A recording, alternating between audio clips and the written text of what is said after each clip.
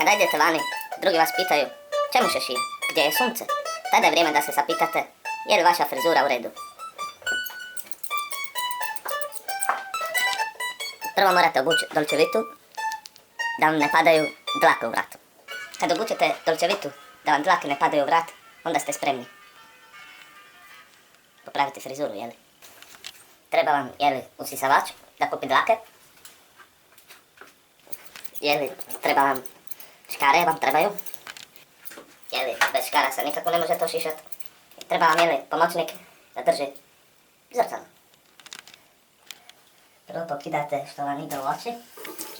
I tako. Čini se da ide podosta u oči. Vi se malo zaližete da vidite frizuru.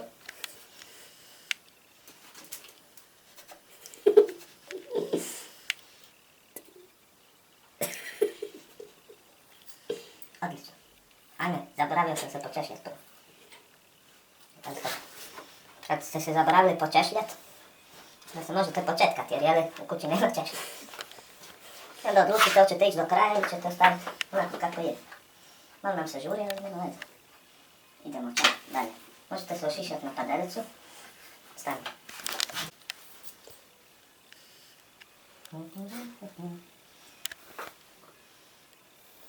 Frizerka ima prednost, ona nam može prići sa svake strane. Možeš ti glavu okrenuti sa svake strane. Ne.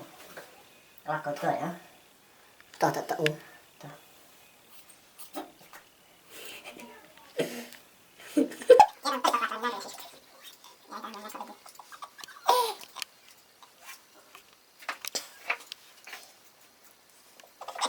Sad je dobro.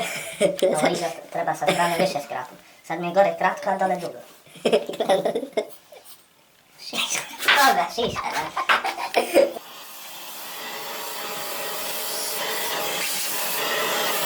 I sad odredite na koliko prsti želite ošišati.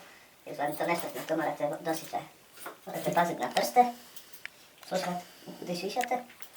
Vidite tako nešto šišate, to ne možete vidjeti. Da vam kažem, ovaj iza dio je najosjetljiviji. Kad napravite kaos, vjerojatno će vam neko uskočiti u pomoć. Od koga šiša? Ovo iza vam je najosjetljivije, jer ne vidite što radite.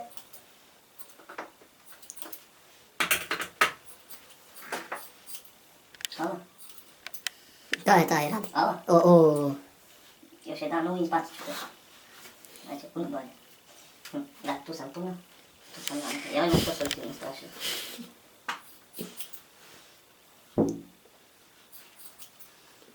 Dosta snimeno. Nekog vremena već počinjete imati frizuru. Znači ovo iza je malo teže da vidite. Aha, tu nije puno. Tu je što je puno. Malo ispred startova. Ovdje imam puno. Odupno. To je to, konačan rezultat. Bok! Moće. Odlično. Dobro, malo vjela, jer